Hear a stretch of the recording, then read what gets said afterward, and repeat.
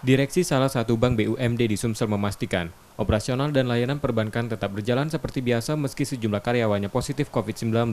Saat ini sebagian karyawan positif yang diisolasi sudah diperbolehkan pulang dan masih menunggu tes swab untuk memastikan kesembuhan.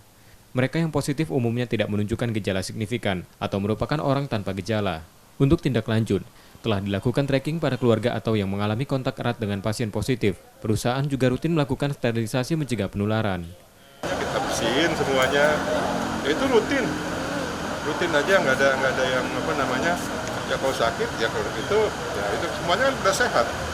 Dari semuanya yang itu sebagian sudah pulang, sebagian juga karena nunggu tes lagi. Ya semuanya orang-orang sehat-sehat semua gitu, ya, seperti Anda lah semua sehat-sehat gitu. Klaster bank daerah ini menjadi klaster penularan baru di Sumsel selain pasar dan industri.